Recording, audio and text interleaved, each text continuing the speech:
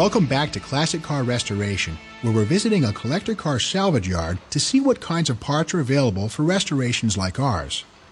This is a 1959 or a 60 Thunderbird. The news here is that this has a big block Ford. This case it's a 352, although this type of a large V8 engine could be swapped into a Mustang like ours if we really wanted to go hot rodding with a big block.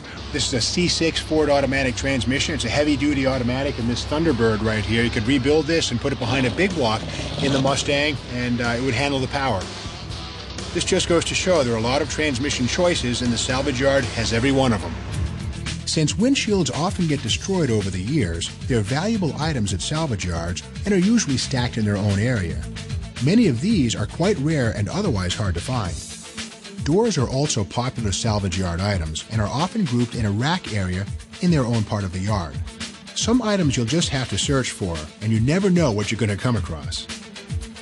At the salvage yard, one man's junk is truly another man's treasure. When you do find something, it's important to check the part thoroughly. They often don't come with warranties. And pass on anything that will take too much time and money to restore. You gotta be realistic. The beauty of a full-service yard is that they'll also extract the part or sections that you need, so you don't have to buy the whole car just for a few parts. Many salvage yards also have parts inside the office, usually rare and unusual items, memorabilia, electronics, and delicate headlamps.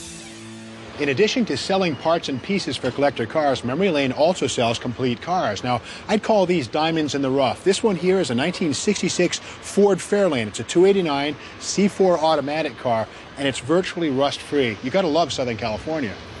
With millions of Mustangs being sold up to the 1967 model year, it's no doubt that Lincoln Mercury wanted a piece of the action. So they got it in the form of a 67 Mercury Cougar. Essentially, this is a Mustang with a lot more styling, a lot more standard features. You get leather interior, better radio, some would say more ornate grille and bodywork treatments, but underneath the skin, it's a Mustang. This car here, rust-free, Southern California car, $2,400. What a nice project car. Just as Lincoln Mercury got its own version of the Mustang and the Cougar in 1967, there was a Ford Fairlane that spawned off the Mercury Comet right here for 1966. Now these cars from the outside look quite a bit different from the Mustang, but again, they're built on the same intermediate platform as the Mustang.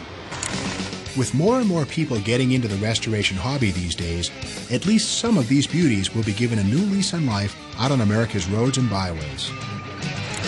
Sometimes you come to the scrapyard, you get your heart broken. Case in point, this is a 1963 Ford Falcon two-door station wagon. The vast majority of Falcon wagons had four doors. Not so this one here. It's a very rare car. Sadly, it's sitting under a Mustang, and the next stop for this car is the Crusher. Here's a little something for you. The front clip of this car has been removed, but the fate that awaits this car goes like this. The car gets picked up by a bucket loader, they take it over to the crushing area, the killing field, then they rip the engine out with a large hydraulic pickle fork. Then they go inside the car with a crowbar, rip out the heater core for $2 worth of scrap brass, and then the car goes into the crusher and becomes a pancake.